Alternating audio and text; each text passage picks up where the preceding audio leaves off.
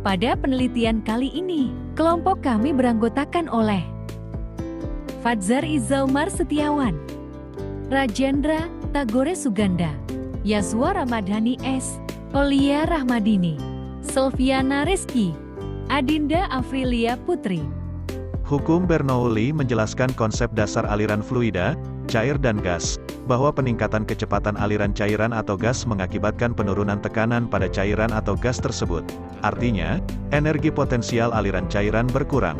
Mengacu pada hukum Bernoulli, dikatakan bahwa cairan bertambah kecepatannya ketika cairan mengalir dari satu bagian bertekanan tinggi ke bagian bertekanan rendah lainnya. Pada saat yang sama, kecepatan fluida dikatakan menurun karena fluida mengalir dari satu area bertekanan rendah ke area bertekanan tinggi lainnya. Fitriadi DKK, 2017. Hukum tersebut berasal dari hukum Newton berdasarkan teorema usaha energi aliran fluida, yang memiliki beberapa syarat antara lain aliran seragam, laminasi, aliran-aliran, tidak kental, dan tidak mampat. Persamaan yang disajikan dalam hukum Bernoulli melibatkan kecepatan aliran dengan garis arus, ketinggian air yang mengalir, dan tekanan. Bentuk hubungan yang dapat dijelaskan oleh besaran-besaran ini adalah jumlah usaha energetik yang dilakukan oleh fluida. Prabawa DKK, 2016. Fluida merupakan suatu zat yang dapat dengan mudah berubah bentuk. Tergantung dari tempat fluida itu berada, tidak semua gerak fluida dapat dibuat mengalir atau tidak semua fluida yang berpindah dinamakan fluida bergerak. Kincir air adalah peralatan mekanis berbentuk roda dengan sudu, bucket atau vane, pada sekeliling tepi-tepinya yang diletakkan pada poros horizontal. Kincir air memanfaatkan selisih ketinggian alamiah dari permukaan sungai kecil. Air yang masuk ke dalam dan keluar kincir tidak mempunyai tekanan lebih, overpressure.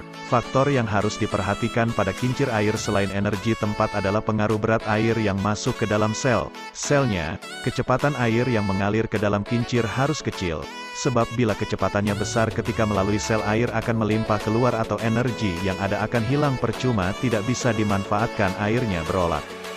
Kincir air overshot bekerja bila air yang mengalir ke dalam bagian sudu-sudu sisi bagian atas dan karena gaya berat air roda kincir berputar. Kincir air overshot adalah kincir air yang paling banyak digunakan dibandingkan dengan jenis kincir air yang lain.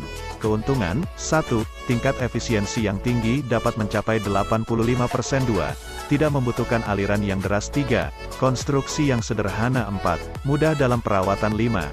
Teknologi yang sederhana mudah diterapkan di daerah yang terisolir. Kerugian, 1.